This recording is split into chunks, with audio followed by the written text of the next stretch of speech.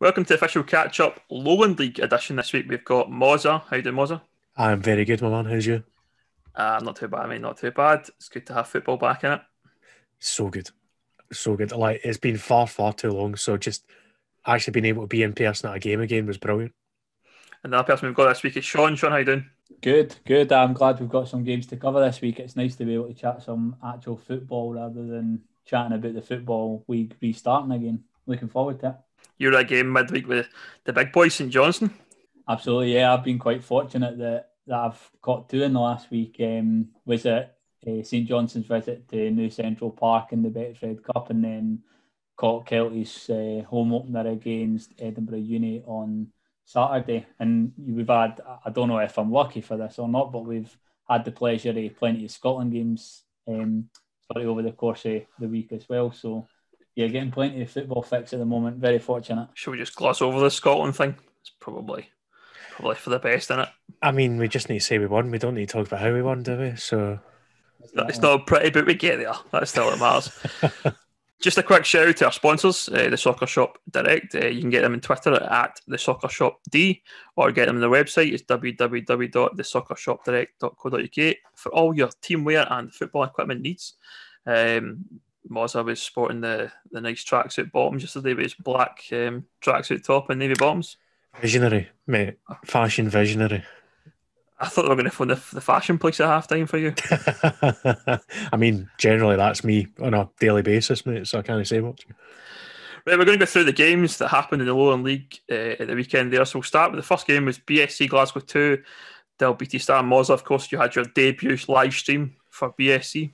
We did, and it went quite well on the face of it. So obviously thank you to everyone that tuned in at any point and had a nosy. The videos will be up on YouTube as well for you to have a nosy at through the club and through myself. But it was a decent game for the first kind of official game back in 6-7 months. As and I'm pretty sure as probably most games would have been, it was a bit of stop-start initially. The teams were struggling to string a few passes together, trying to get back used to, well, not just the boys are with, but any new players and that kind of thing. And BSC had a makeshift backline in as well, because McMillan and Smith were both injured at centre half. So Jamie McCormack and Declan Fitzpatrick, new signing for Clyde, were deputising in there. And it gave Dalbeattie a bit of a chance early doors, because they were well worth their lead at half time. So it was 1-0 Dalbeattie at half time, where the only kind of major chance they had in the first 20-25 minutes, and they took it. Was a decent move down the right for Brotherson, crossed the ball in, and after a pot shot, Lyle obviously couldn't hold on to it, and at the Park, Liam Park was the first to get onto it. No BSC defender reacted, and he was rewarded for it, stuck it in the back of the net. And it kind of rattled BSC a wee bit, in all honesty. Next kind of 10 minutes, they were just, there was a lot of endeavour going in, but not a lot of end product. They just looked a wee bit worried more than anything else. But half-time came at the right time. I feel like Swifty, as he said to his post-match, read the right act to the boys and basically demanded more in terms of endeavour and pressing and so on. And 10 seconds into the second half, the equaliser came along. So it was a great move straight for kick-off. Jamie Hamilton, ball out to the right. Lewis Bell, who just came off the bench, managed to get down the right, found Monk, who was his fellow sub, came on at half-time, flicked onto Geoghegan, and Hamilton in the overlap managed to get round and stick it in the back of the net. So that rattled Star straight at the second half. They were probably thinking, right, just get out, first 10, 15 minutes settle, keep the lead and see what we can do. And it could have easily been 3 or 4 BSC goals. At that point, it was just wave after wave, the attack. The second goal did ultimately come, and again, it was Jamie Hamilton. There was a bit of a meaty challenge if Jamie McCormack has his way on a halfway line. A few Star players kind of stopped playing and reacted to it. BSC took advantage, but went straight down the right. Ross Lyon crossed it over to Jamie Hamilton, one touch, steadied himself and found the bottom corner. Great finish. And there weren't too many chances after that. There was a lot of kind of effort and endeavour for both sides again, but the main chance came to Dalbeattie right at the death, 5 minutes into injury time, where They had a shot for the edge of the box, bodies everywhere. They were a massive appeals for a handball. Again, McCormack there, but I think we can safely say it wasn't, because the ball pretty much knocked him out cold. So smacked him in the face directly. And he wasn't acting, I can tell you that much. So, aye, that was our big chance. If they'd hit the target there at that kind of range, good opportunity for them to equalise. But I'm actually missing, they should have been 2-0 up at half time. I forgot to mention that there was a cracking ball through. I can't remember who the midfielder was, but proper defence splitting pass with Starr. And it was Park 1-on-1 with the keeper, took it around him, but took it too heavily round the keeper. Couldn't get back to it in time, had to double back, and then the chance was gone. So it was an entertaining game. I think Swifty was just happy to get the points ultimately, especially given the last build-up friendly was cancelled away at Stranraer as well. So technically it'd been about 2 weeks without a game for BSC, but 3 points in the bag. Start on that evidence will have no issues in this league this year. They'll take points off of most teams, I think. Very impressive, very well organised, committed, blanket defence as well. But aye, the result was the main thing for me at the end of the day, and onwards we go. I watched your stream on Twitch, and I felt like when you brought the subs on at half time, they made a massive difference to the game. Definitely. There wasn't really a change in formation, it was more a change in emphasis. I think that because the gaffer had gone right through them at half time and basically said, press like your life depends on it, get working hard, all of them just screwed it up. And obviously when you score after 10 seconds, you get the momentum on your side straight away, that helps. But Jamie Hamilton was just running things for most of the second half, that he couldn't really get in the ball much the first half. It was mainly balls kind of direct to Alfie Aguiman up front, who did really well in spells, but he just didn't really find an end product. Had a couple of great chances to score that he missed. That'll come for him. But Jamie Hamilton, Swifty said he'd been asking him to add goals to his game, and now he's done it. He's got a double in the first day, and he'll be hoping to kick on for there as well, I think. I think the biggest takeaway for me when I watched that was, Dalbeattie, they are going to be a better team. It's something that we sort of said before this season, and we said it before last as well, but it seems like, they might not be the win that they were looking for, but to go up to Alloa and get, a goal, take an early lead and perform the way they did against the tough BSC side, I think you're right, Moza. I think they will take some points away. And for BSC, really good outfit last season, and because of that, they obviously got their players cherry-picked a wee bit, and started with 6 new guys in their starting lineup. So there was a bit of a question mark next to BSC, but they've done what they did last season, and they've gone out and got the 3 points. And I think they're going to be up there again this season. You can sort of see that just even after that opening tough game at home. The problem with beating East Fife in the Cup was they went and took our best player off us, Tom Collins. Cup appearances this season, they need to make sure nobody overdoes it. Just make sure it's a team effort and nobody particularly shining on their own guys, right? Yeah.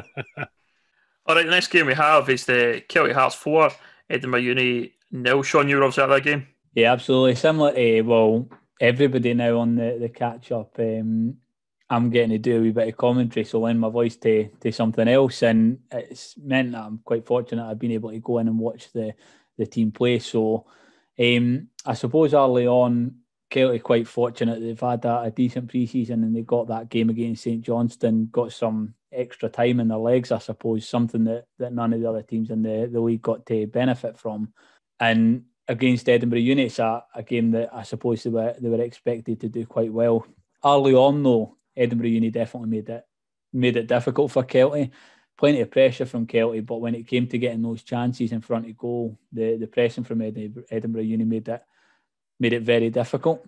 And it wasn't until the 35th minute, and it was a handball in the box that got Celtic a penalty. It was Higginbottom, the new signing, that stood up and knocked it into the left-hand side. It was a really good penalty. Keeper getting a fingertips to it, but too strong to keep out. A couple of minutes later, it was McNabb. Somebody will be familiar with Derek. He had a superb game, to be fair, in this one, and he had control of that right wing for start to finish, to be honest. And it was him with a sort of perfectly weighted cross, and it was Matty Flynn got on the end of it, a diving header to get that second goal for Celtic. second half, it was Kelly that came out running, kept putting pressure on Edinburgh Uni. You saw them starting to tire a little bit. The Edinburgh Uni guys not had as much a pre-season as some of the other teams, and it was Ross Philp that was able to get one-on-one with the keeper and slot it away to make it 3-0 around about the hour mark.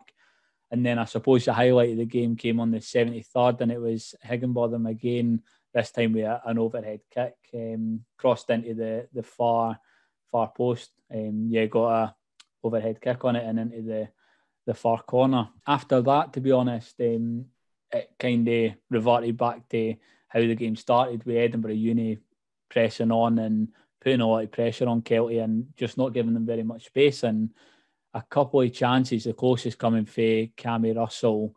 A couple of chances, though. Other than that, though, they never really looked like scoring again. And you know what? I think it's 4-0. It's a win, but I think they'll be a bit frustrated because with the calibre of players that Kelty have brought in this season, and the fact that, you know, the uni sides, they have got their own constraints. I think Kelty will be disappointed they weren't able to get a couple more, and they didn't play a bit more dominantly at the beginning and the end of that one, I think. You mentioned Callum Higginbotham. Is he a standout player then, do you think, for the league? Absolutely. He was, I think he got man of the match in the St Johnstone game, and again in this one he plays with a really high energy and he's just able to control the play. Him and Tids are sort of playing in the centre. Tids are a centre mid. Higginbotham's playing more of a sort of attacking midfielder role, but the two of them are able to just control the pace of the game and he creates a lot.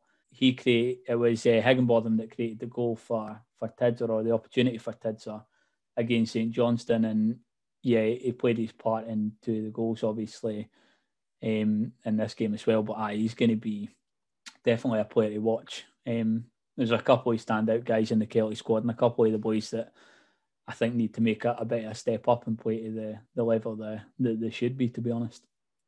It's not too surprising a result, I don't think, for what we predicted. It sounds like Higginbotham could be a cracking addition, though, for what everyone's been saying it was at the game.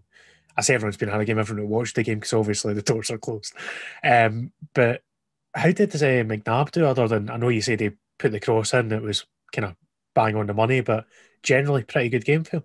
Yeah, absolutely. His games in pre-season, I think he struggled to sort of find his place within the squad, made a few mistakes, a few wayward passes, but I think he had the benefit. He definitely had the run on the left back for Edinburgh Uni. He had him all day, and it was a shame to see, to be honest, because the lad at the back sort of struggled. But yeah, he was part of everything. Him with Craig Reid playing right back and having Higginbotham in the middle, the three of them, they were just connecting all day long, to be honest. And you take away Higginbotham's overhead kick or even the two goals, he probably did enough to get man of the match, but McNabb wasn't far behind him, to be honest. He was, I think, probably the second best player on the pitch. Him and Tidser played really well. Aye. He's done well. He's done you a BSC proud, Mozza. All right, the next game up was Berwick 1, Vale Leithen 0. Mozza, will come to you first. Aye, absolutely. So, side point just before we get into this, I love the fact that Berwick's website has gone all out for this one and described themselves as the dream team. Any NFL fans out there might remember what happened when the Eagles called themselves that, and it wasn't good. I hope it goes better for Berwick this year. So again, shout out to Berwick, who've put a cracking match report out on their website, and there's also highlights available for you to go and watch if you find them on Twitter through their YouTube as well. So another side that is taking on to live streaming, as with many in this league, and it seems like they've done a very good job at it as well. So yeah, like BSC actually, and probably other sides, there were a lot of new faces in their starting lineup. So just running through, they had Sinclair, Horn, Finney, Purves, Nelson and Lewis Allen as well. According to the website, it was a midfield diamond they fielded as well, so a different formation as well as half a different team. But early on it was Vale in the ascendancy, cross for the right, landed at the feet, and I apologise in advance, Donovan, I'll try and pronounce your surname as best I can, in Venny. But his near post effort was turned away by Horn and Nets, who by all accounts had a great game for the Wee Rangers.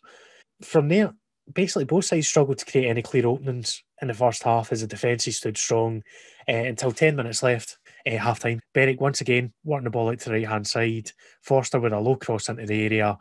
Michael Robertson for Vale got the ball caught under his feet and he was robbed by Callum Smith, who managed to get a shot off, but it was tipped over really well by McGinley in nets for Vale.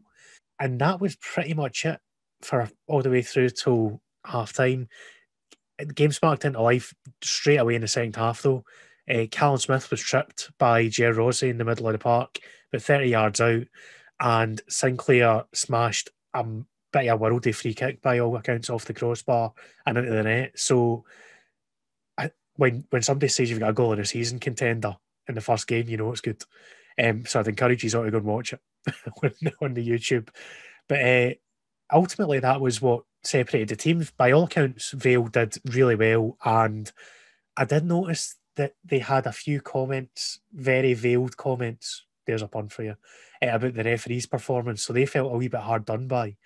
But yeah, it could have gone either way. Vale could have easily got an equaliser. Ultimately, Berwick held on to get the 3 points by the one moment of genuine quality in the game, for what they've said. And it's a perfect start to the season for them, which, with everything going on at the club just now, they've been really kind of impressive in the way they've got ready for this season, I think, by all accounts. And they'll be delighted to get the 3 points in the bag to get started. Yeah, absolutely. I think Berwick are one of those sort of funny teams because they've obviously made the drop down for SPFL level, and they kind of spent last season finding their foot, and they look like they've kicked on over obviously a very difficult pre-season. And 1-0, I mean, a Vale leading side that also looks to have got stronger. I think the Berwick, the way they've hyped themselves up and the moves that they've made, I still thought they might have got a couple more goals in this one. And to be honest, Vale even, I kind of expected them to get a goal in this one as well, because they've had a bit of fun scoring in the pre-season, and that was kind of their difficulty before. Obviously, one of my first things on the catch-up was I was fortunate to get along to, I think it was a Whitehill Vale game, and I think I was due to interview Ian Little for Whitehill, and Vale ended up winning the game, and Ian Little didn't look too happy, so I went and interviewed Chris Anderson instead. So because of that, I've got a wee bit of a soft spot for Vale. So if they say that it was poor refereeing, I think they're quite right. I've not seen any highlights, but I'm going to have to go with that as the gospel, I'm afraid. Yeah, just to be clear, their Twitter says along the lines of, we have absolutely no comments making the referee's performance, no, nothing, not at all. So take from that what you will. I'm going to reserve my judgment and goal of the season until I've seen Callum Higginbottom's overhead kick. Indeed. That Sean has described as a wonder goal. So absolutely interesting to see. Spectacular, aye. As far as I'm aware, we'll get onto it when we go through a few more games, but I don't believe it was the only overhead kick of the opening day for Waterford either. Goal of the month for October could be a good competition. Moving on to the next game, it was Bo'ness 2, Cumbernauld Colts 1. Yeah, so Bo'ness, the new boys to the Lowland League, they're going to be an intriguing side, I think, because it's just going to be interesting. We've seen what East of Scotland and what I'm sure will soon be West of Scotland sides have done when they've came into the Lowland League, and we're kind of waiting for folk to level out. So, it was an interesting game to see on the fixture list. First half, though, didn't produce very much. In all honesty, it was still 0-0, and it wasn't until the 65th minute that Bo'ness were able to get their debut Lowland League goal. It was a Kieran Anderson free kick that was deflected in off the wall, so a wee bit of luck to help Bo'ness get off the start line there. 10 minutes later, they got their second, and it was a great strike from the edge of the area by Thomas Grant. Cumbernauld Colts putting some good pressure on in the last 15 minutes, able to pinch a goal. Ended up being a consolation goal, though, and the final score in that one was 2-1. Cumbernauld Colts are a team that we obviously we didn't really like making predictions with them, because they never seem to do what you expect them to do, but a valiant effort, I suppose. Bo'ness, they're not a side that have got any big names like some of the other sides in the Lowland League, but they've got that continuity thing that Bonnyrigg benefited from when they came up last season. So it'll be interesting to see. It's definitely a team we're going to need to see a a few results before we can absolutely have our say on whether they're going to be up near the top challenge and if they're going to be fighting against relegation or if they're going to be a mid-table sort of team. But I think they'll be delighted with the start that they've made. And Cumbernauld, through what I've seen on their Twitter, not seen any highlights of the match yet, but they'll be a bit frustrated that they weren't able to take something away from this one. I can't remember if any other new entrants to the Lowlands League have won their first games. So it's a crank start for Bo'ness. They'll be delighted, but I've got a funny feeling they might be the other than Bonnyrigg. I think Bonnyrigg might have won the first game now that I think about it. But when you jump into a new league, especially with the circumstances that there's been like just no proper pre-season and all that, well done to Bo'ness. I think that's all we can really say about it, because we've said Colts have added really well over the summer and seem to have a really decent squad there. So they'll be delighted. Where's Chris when you're done with the stats? He's usually good for a stat, isn't he? So maybe if Chris is heading this later, he can let us know the stats on that one. All right, next game we have is East Stirlingshire 1, Civil Service Strollers 0. Sean, what do you make of that game?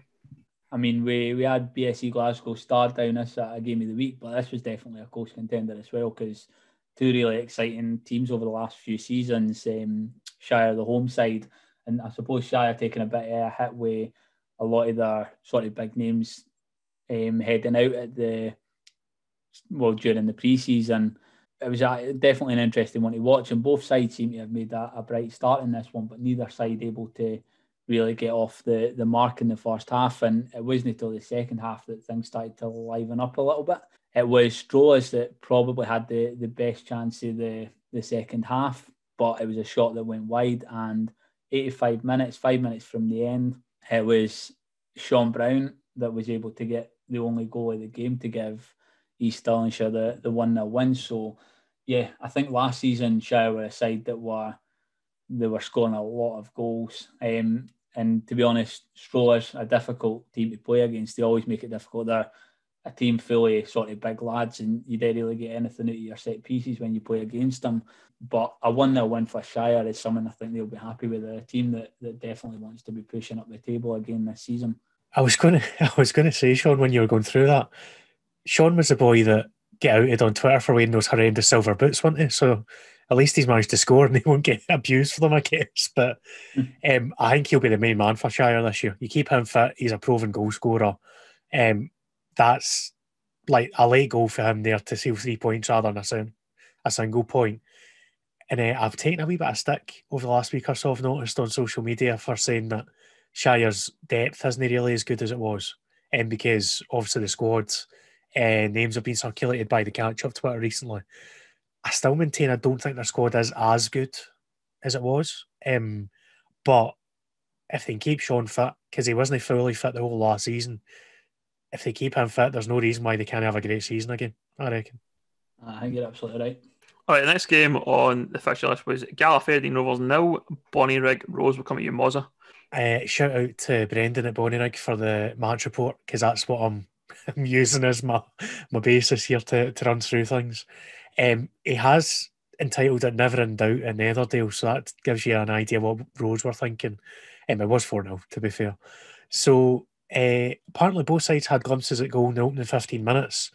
Scott Gray with the first chance on the edge of the box, just find a few yards of space and dragging past the post, whereas the hosts managed to force Mark Weir into a save down to his left through Danny Galbraith, who again will be a key man for Gallaferdine this year. 13 minutes on the clock, there was a first penalty shout from the Rose, pressing from Kieran McGahey, which saw him manage to win the ball back for the defender. He was wiped out by the Gala keeper, Morton, been brought to the ground, but the referee waved play on. So for whatever reason, he deemed it was within the loss of the game, so we'll go with that. Opening half hour, again, was still cagey, no breakthrough, so a similar kind of story going around the games, that they all seem to start a bit cagey and a wee bit kind of stop-start. But Scott Taylor McKenzie, just on the half-hour mark, rattled the crossbar from 30 yards out for Gala, and that seemed to spark both sides into action for what Brendan's saying here. Half through into the final 10 minutes, and Rose started to take control. Gray with a low-driven shot with about 10 minutes to half-time forced Gala to concede a corner, and the ball in for Lee Curry caused all sorts of trouble. ended up culminating in a handball and a penalty being awarded. Up stepped Curry to finish it off and sent the keeper the wrong way. So 1-0 Rose. McGeechy and Hunter continue to cause problems, and we know very well from last season how good those two are as a tandem up front. This time, it was yet another penalty where the former Sol McGeechy, twisting and turning in the box, ended up being held down by the defenders who couldn't cope. Morton guessed right this time when Curry went for the opposite corner and actually made the save, but the referee decided to consult his linesman and get a retake for whatever reason. The assumption was that Morton was off his line for the penalty, so no mistake was made with the third penalty at that point. 2-0. And this time it was a Panenka, which you love to see at this level. Second half, Rose again dominating the possession. 25 minutes left. They managed to test the keeper again. Curry for a pop-it goal from 20 yards out. Basically, that kind of was the way the game went. Johnny Brown, I actually missed this out on the hour mark, was picked out by Hunter with a deep cross in the 6-yard box, and Gray was there for a tap-in for the third goal. And just to seal the deal, in the final moments, long ball over the top, Gala again were caught out and brought down by it was either Ross Gray or Andy Mayer. He's not said which substitute it was. Dragged keeper out to the left his area and chipped the ball over to him.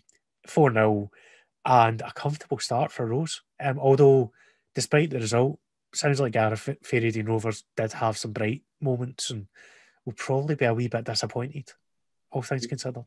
Yeah, absolutely. I think the two penalties to get things going for Bonnyrigg is very fortunate, because I think once you've got those goals, once you've got that first goal, you're able to relax a little bit. And we know that Gallant they're not a poor side by any chance, and I think they will be a little bit disappointed with the way the scoreline sort of made the opening fixtures look. But I think Bonnyrigg will be, they'll be happy. They've gone away, they've done the business. Not really been much chat about Bonnyrigg Rose with some of the signings that Kelty and East Kilbride have made. So they're probably sitting in their changing rooms with a wee bit of a chip on their shoulder, ready to sort of go out and be that surprise team that's up the top, which they really shouldn't be that surprise team after we saw what they did last year, and they've came in with a pretty unchanged, if not improved, squad. Right, next game was Gretna 2008 1, Spartans 2. It's one that obviously we're missing Chris today, but it's one that we'll be able to get Chris's insights, perhaps not this game, but future Spartans games. It seems like he's going to be making a bit of an appearance on their co-coms. He's obviously being inspired by the three of us, which is fine, it happens. One of the biggest transfers of the season, that for Kelty to Spartans. Huge. I'm surprised there's no more chat about it, to be honest. But he's going to be doing some co-coms for Spartans. So this will be the last time I think any of us run for a Spartans game, so I'll try and do it justice. Spartans were the visitors for this one. They I suppose, had most of the pressure in the first half. Quite early on, it was a corner that was up high. It was headed down by Daniel Bauer from Bonnyrigg Rose that joined Spartans into the path of Blair Atkinson, but the striker wasn't able to keep it down to trouble the keeper. A couple of minutes later, though, best effort so far fell for Sam Jones as his shot was narrowly put wide after some fine play by Atkinson and Maxwell. 26th minute, and we got the first goal of the game. It was Atkinson again, this time breaking the deadlock with a 20-yard drive to give Spartans the 1-0 lead. Game went into half-time with Spartans with the 1-0 lead against Gretna. Sort of, I suppose, a familiar sight for a Gretna side that struggled a wee bit last season, but not content with repeating last season. They came out with a bit of fight, and 4 minutes in, it was all square at Raydale. Keeper pulling down the advancing Gretna striker, and the resulting penalty was slotted home by Jordan Irvin to give the home side an equaliser, making it 1-1. 82nd minute though, and Spartans spoiling the party with some beautiful play by Meekinson, who delivers a telling ball into the box, and Cameron Dawson was able to fire it into the back of the net, giving Spartans that 2-1 win, and an opening 3 points for the Edinburgh side away from home. Not a bad result. And yeah, Grenton have struggled a wee bit last season, but it was never an easy place to go down to Raydale. What are your guys' thoughts on the game? I think especially now, given that Grenton's had a pretty decent off-season and building, it stands out as a pretty good result for Spartans. That's the kind of game that they probably would have drawn last year. They kind of lacked a cutting edge right at the death, didn't they, in games. But I think, to be fair to Spartans, they've made a couple of good moves as well. Danny Bauer, one of them, that you mentioned in your kind of summary there. I think he's a cracking pickup. It sounds like Grenton might be a wee bit disappointed, in all honesty, but cracking result on the road, especially with such a long journey, first game of the season for Spartans, and they've been under the radar a wee bit here. We've not really mentioned them much in the chat building up to the league restart or that kind of thing. There's no reason why they couldn't have a really decent campaign here. No, absolutely not. Spartans are a team that are always there or thereabouts, and yeah, Dan Bauer, I agree. Somebody quite favourable, and he's got that sort of height advantage. He's a big guy, and take away even just his technical ability, just you stick somebody with that kind of size anywhere on the pitch, and they're gonna cause trouble for you. But yeah, I agree. Spartans have been a wee bit quiet on them. It's been a frustrating few years for Spartans because they were sort of the big boys in the Lowland League for a long time, and then as the pyramid sort of opened up, they've sort of digressed a wee bit, but they're by no means dropping out of that sort of leading pack of teams that you don't really want to. I mean, it was an away game for them, I suppose, but Ainsley Park, it's not a fun place for anybody to go. It's always a dramatic game there. So I think you're spot on. We've probably been a wee bit too quiet on Spartans. Right, the final game of the week was University of Stirling 1, East Kilbride 2. Did we expect that result to be a bit bigger for East Kilbride, Mozza? I don't think so after the previous friendly that Uni played and they gave Braves a bit of shellacking.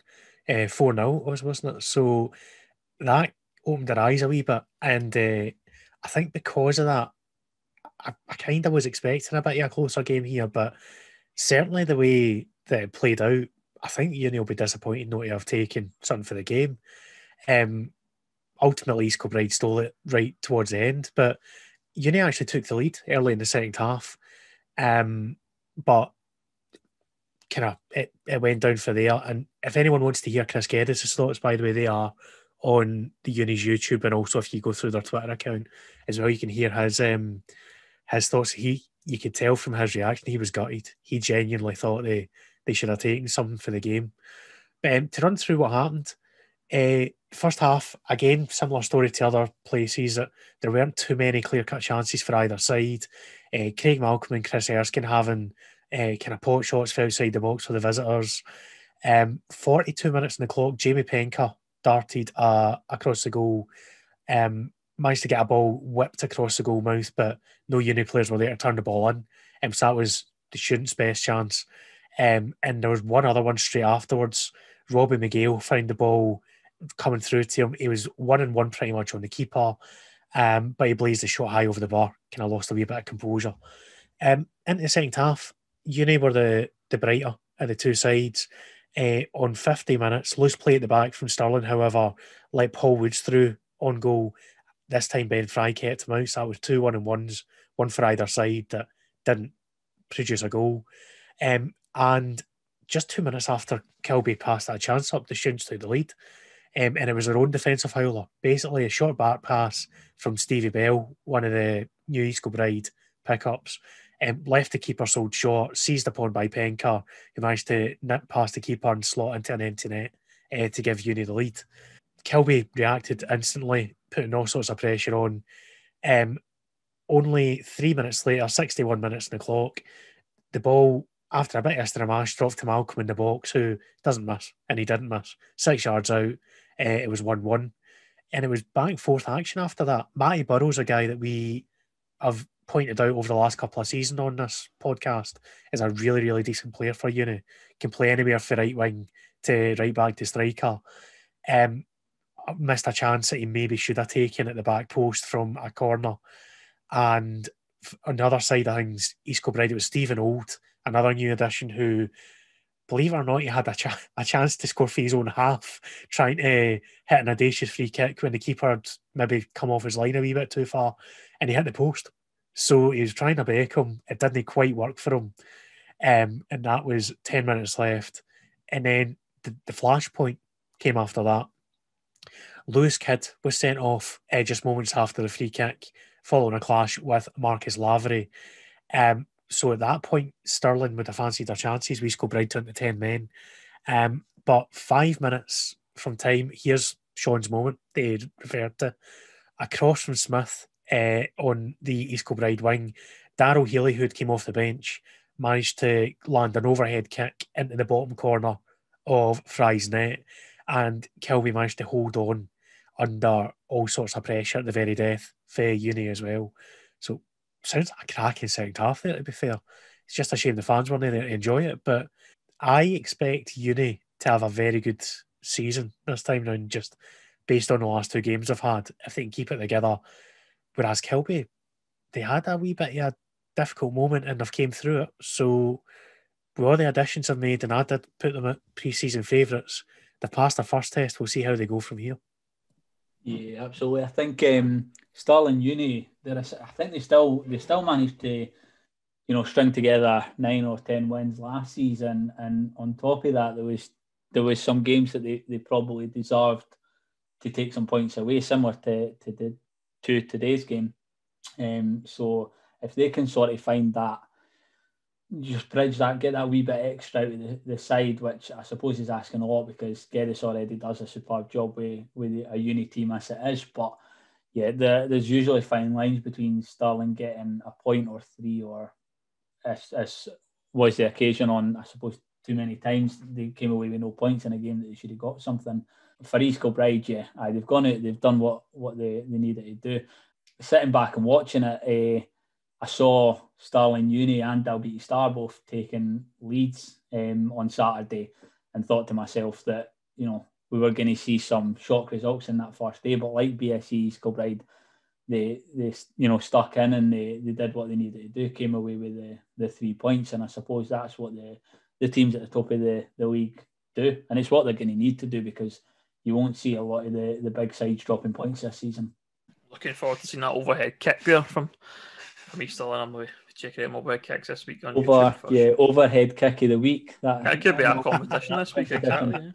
All right, moving on to the previews for the games that are coming up in the midweek and next weekend. So we'll start with you, Sean. Yeah, you've got Kelty Hearts away to Dundee. Yeah, a big day for Kelty. They make that trip to Tannadice in the Betfred Cup again.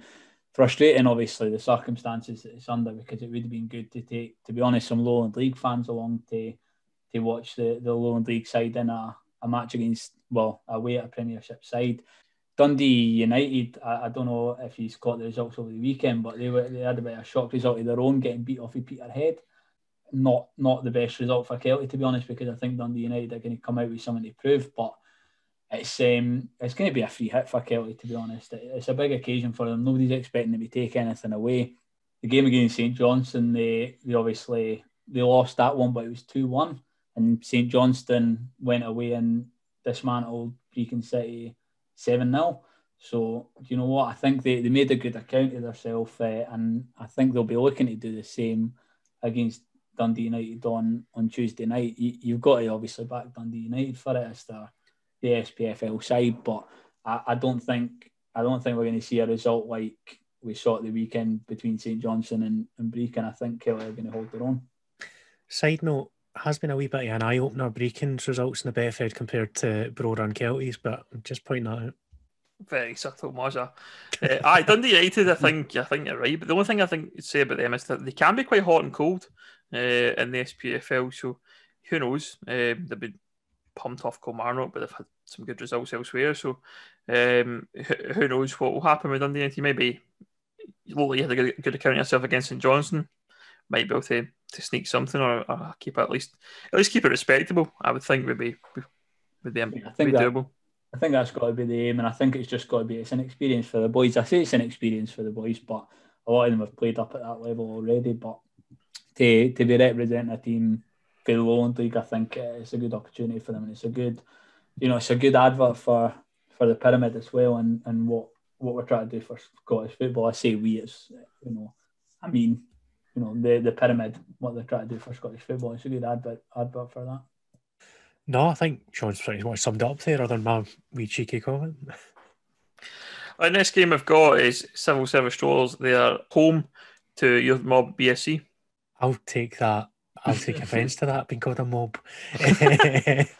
Aye, so we had the chat with Swifty on stream after the game, and he said that he considers Strollers one of the hardest away days in the league, and I think he's right.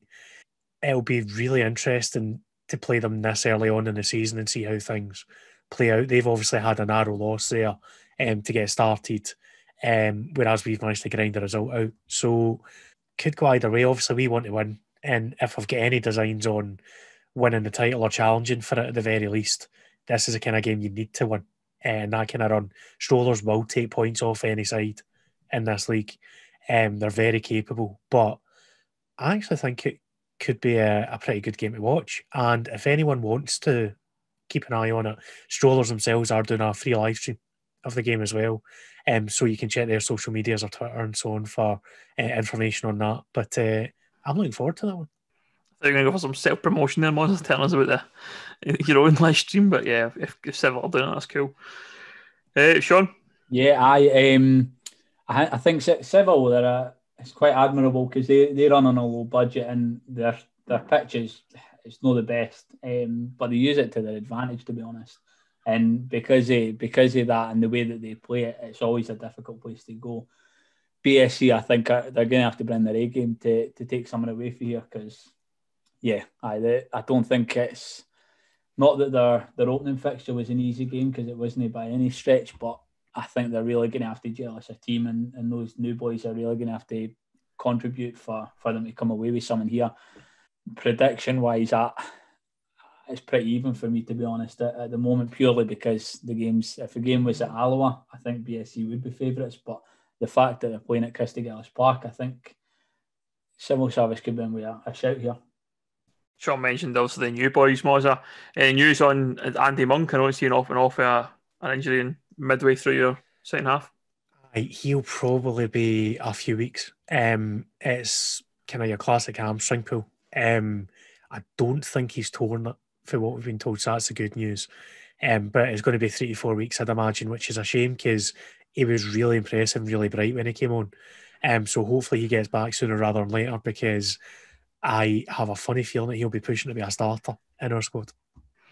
Yeah, certainly. I was just watched the game and he looked like he had some good flashes in that second half. But I think when he did get injured, you could see straight away that he was done. There was no recourse for that one. So hopefully he's back because I've seen him play a few times for Kilmartin reserves and he always looked a great wee player. And I thought it was a great pickup for BSC.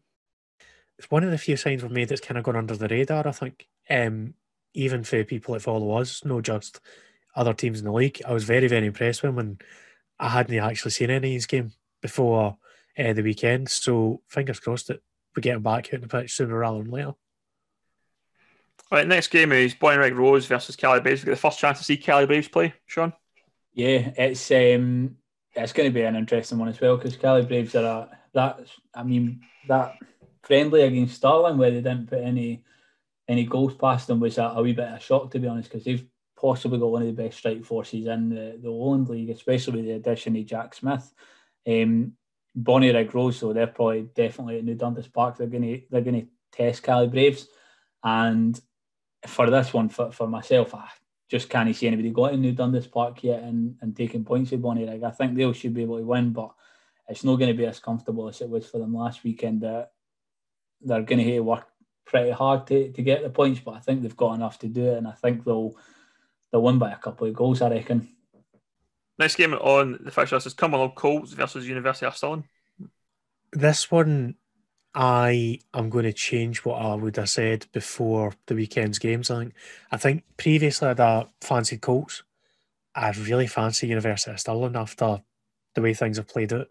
The thing that's holding Uni back is putting the ball in the back of the net.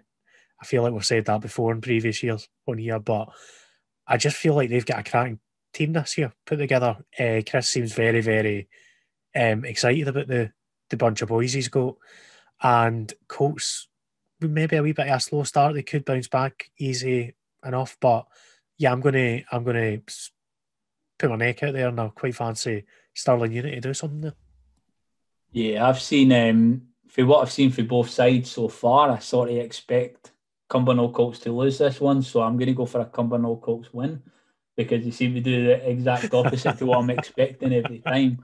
Yeah, University Stirling, there are a lot of folk talking about them now, so you'd expect them to win, but on that basis, I'm backing Cumbernauld Colts. Next game is Dalbeattie Star versus Gallaferdine Rovers. Both teams come off defeats on Saturday, was it? Yeah, I was impressed with Star. Defensively, they were really well organised. They all knew their roles. They left very little space, and they only get rocked just by the nature of the goal in the second half so early on. It's a really tough one to call, because I don't know if Gallo bounced back after that heavy defeat. Clearly, they had good moments as well, even though they get beat 4-0. Nellerdale's usually a tough place to go to as well. I think I'll sit on the fence in that one and maybe predict a draw, but it wouldn't surprise me to see Dalbeattie take 3 points for that one. It's a really tight contest, I think, that. Yeah, I'm backing Star for that one as well. I need to see something for Gala before I can sort of see their backing, and I don't think they had one of the strongest pre-seasons. They were quite quiet, and for the roundup that we saw for yourself at that Bonnie Rig game, it does seem like they had a few chances, but Dalbeattie, I'm backing them to win that one at home. All right, next one is Moses hotly tipped for the champions is East Kilbride. They're playing at home to Gretna 2008. Fancy Kilby to win that one. Gretna is a long journey for them, and they've not been the best away from home over the last few years. Kilby, this is a game they can't afford to draw points in, as simple as that, if they've got designs on being the title winners. So maybe an arrow win, but I'm going to go for Kilby to win it. All right, next game is Edinburgh Uni versus East Stirlingshire, Sean. Yeah, Edinburgh Uni, I think, are a side that they're really well put together, and they can have spells where they do really well, but I think they're getting to the point where the league keeps getting stronger. They're starting getting out of their depth a little bit, and Shire are a strong team. I think Shire are going to dominate in this one, and unless Edinburgh Uni can start finding a bit of form as far as their goal scoring goes, I think it's going to be a tough season for Edinburgh Uni. Got a chance against some of the sides sort of towards the bottom of the table, but I think when they play the big boys, last season certainly they seem to struggle a bit, and I think it'll be the same in this one, especially for a Shire side that quite used to winning by healthy margins, only getting that 1-0 win. They're probably going to want to come and score a few goals in this one. Edinburgh Uni, I saw them make that very difficult for Kelty, but I think Shire should still win this one. All right, the final game of the week is Spartans versus Berwick Rangers. That'll be the hottest ticket in town with Chris and commentary. I think that's probably the game of the slate as well. I haven't got a clue. I'll be honest with this one. Like, it genuinely wouldn't be a surprise to see either team win it, or maybe a score draw or whatever. I'll sit on the fence because I can't predict either way. Both teams look pretty decent. Both teams look better than they were at the end of last season. Aye, who knows? I'll sit on the fence and say a draw. I think Spartans should win this one, with it being at Ainsley Park. But yeah, we'll see if the Dream Team can produce. I suppose this would be the time to do it. The Dream Team, I love that. From Berwick, it's just kneeling your colours to the mast there and putting your head above the parapet and calling yourselves the Dream Team. Anyway, that's the roundup for the matches. Bo'ness and Vale League, them both don't play at the weekend. Presumably one of them is meant to be playing Kelty in the league, and the other one obviously, because there's 15 teams in the league, so there's always one team that misses out. So we'll hopefully hear more from Bo'ness and Vale League in the following week when they are back in the fixtures. But that's a roundup from the official catch-up Lowland League edition. Finally, just a quick plug. Myself and Chris did a quick recording this morning regarding the West of Scotland. There's been a lot of, let's say, a lot of news. We'll call it news. So that's probably a lot happening in the West. And if you want to hear more about that, so a bit Moza, what just give us your hot take on what's happening in the West. Hot take: I can understand why some teams are withdrawn. I just wish they'd be honest about why they're withdrawn.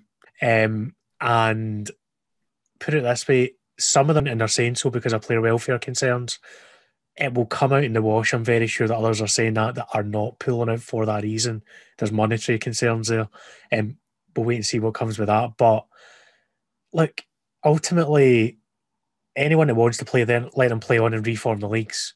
The only other thing I'd say is there must be promotion and relegation, because we cannot be, as a kind of collective non-league, having a go at the SPFL for cancelling those promotion relegation playoffs if there's no movement between tier 6 and 7. We just can't do that, and promises were made to those West teams coming into the conferences. So let's just do a nice and simple way, find some common ground on it and move on, basically.